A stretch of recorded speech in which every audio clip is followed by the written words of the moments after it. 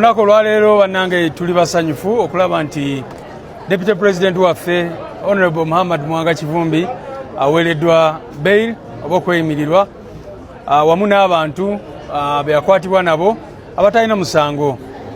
Kooti yagambye nti abantu abalala 6 yabawadde bail actually just negamba nti sureties baabwe abombe baleeta bawadde beetaaga kutereezebwa so bagenda kuleetayo abalala.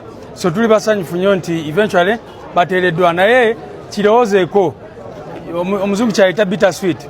Tobeera musanyufu naye ng'eri ogamba naye ono baamusibira ki ekituufu. Ukimanyi bulungi Honorable Mwanga Kivumbi n'abantu bano baali badde tebali mukomera kubanga tebalina musango gwe bazza, tebalina musango gwe baakola. In fact abaali badde mu kkomera be babatta abantu e Butambala be baali badde kati kusaawa zino mu Kaguli, naye ng'ebya Uganda bwe mubimanyi bano abantu abatalina musango be bakwata okuva January babadde balinze ebbanga lino lyonna beewuba mu kooti y'e Butambala ate nga bajja wano, naye twebaza Katonda nti eventually baweereddwa bail.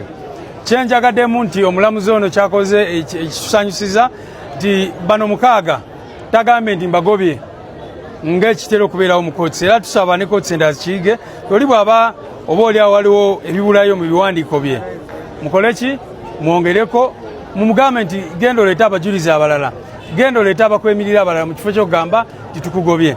So tuli basanyufu, mukimanyi bulungi nnyo nti bwe twaviira mu kalulu Deputy President baffe 3 baali mu kkomera ng'omu ono yali abuzibwawo, acting president waffe owa Western Uganda yali abuzibwawo, ne Honorable Mwanga Kivumbi ne bamukwata immediately ng'okulonda kwakaggwa. So yembeera eyo gye tubadde tutambuliramu ng'ekibiina.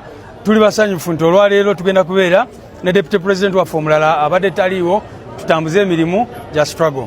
Mwebalire nnyo, mwebalire ddala.